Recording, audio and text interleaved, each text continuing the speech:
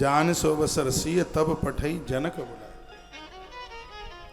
मौका बहुत बढ़िया था। महाराज जनक ने अपनी बेटी को बुलाया, सखियां संग में चल के आ रही हैं। पहले के ऐसे कुछ नियम थे, और स्वयंवर होने से पहले बेटी स्वयंवर में बैठे हुए लोगों को देखने के लिए आती थी। पहले वो स्वामी जी ने उसी का वर्णन किया है। जनक राजा ने सूचना दी अपनी सखियों के साथ में। माता जानकी दोहा नंबर 247 के नीचे गोस्वामी जी चलते हुए बता रहे हैं मां को। लिखाएं कि चली यह संग ले सखी सयानी, चलिए संग ले सखी सयानी, गावत गीत मनोहर वाणी, गावत गीत मनोहर वाणी। रंग भूमि जब सिंह गुलानी, रंग भूमि जब सिय गुलानी, देख रूप मोहि नर नारी, रंग भूमि जब सिय धारी, देख रूप मोहे नर नारी। माता जानकी जैसे ही अंदर आई है, चारों तरफ देखा, गावत गीत मनोहर वाणी, सुंदर सुंदर गीत गाए जा रहे थे। माता जानकी के सौंदर्य को जिन जनों ने देखा, स्त्री पुरुष सब मोहित हो गए। रामायण के उत्तरकांड में लिखा है, भुसुंडी काग भुसुंड और गरुण के प्रसंग में, मोहिन नार नार के रूपा, पन्न गार्य चरत अनूपा।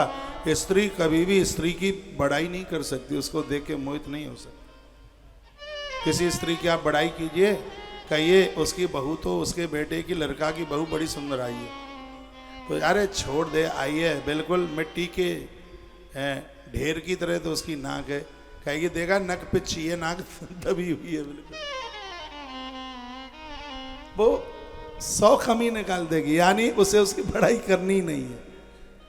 नारी नारी की बड़ाई करे तो बड़ा चंबा है। एक बार बीरबल को पूछा कि जिंदगी की सबसे बड़े आश्चर्य की बात क्या है, तो उन्होंने 2 आश्चर्य बताए। कहा एक तो आश्चर्य तब होगा कि एक सीट पर 6 माताएं बैठी हैं, एक जगह 6 माताएं बैठी हैं और चुप हों, आपस में बात न कर रही हों, ऐसा हो ही नहीं सकता। ये बहुत बड़ा आश्चर्य है। और स्त्री स्त्री की बड़ाई कर रही हो तो ये भी एक बहुत बड़ा आश्चर्य है। तो मोहिन नार नार के रूप है, नारी नारी को देखे मोहित नहीं होती। लेकिन यहाँ वर्णन किया गया है कि जानकी माता को देख करके तो सगरे मोहित हो गए, देखे रूप मोहे नर नारी। तो भैया स्त्री को देखकर स्त्री ही तो मोहित नहीं हो सकती, लेकिन बेटी को देख करके तो माँ बाप मोहित हो ही सकते हैं। तो वो नारी तो ससुराल में जाके होती, जानकी यहाँ तो बेटी है। और अपने सुंदर बच्चों को देख करके किसको अच्छा नहीं लगता, किसको बढ़िया नहीं लगता। आज माँ आगे बढ़ी, पान सरोज सोहजई माला, अब चट चितई सकल भुआला। इस देवी की माला किसके गले में जाएगी, उचक उचक करके राजा देख रहे थे। जानकी शांति है, शांति किसको नहीं चाहिए, शांति तो रावण को भी चाहिए। कितना भी धन उसके पास हो, इस स्वयंवर में रावण भी चल के आया। ये सिर्फ माता जानकी की कथा नहीं है, ये कथा है सबको शांति चाहिए। शांति रूपी सीता को प्राप्त करने के लिए अभिमान का धनुष तोड़ना ही पड़ेगा। शांति रूपी सीता को प्राप्त करने के लिए विश्वामित्र जैसे गुरुओं के संग चलना ही होगा, नहीं तो शांति रूपी सीता मिलेगी नहीं।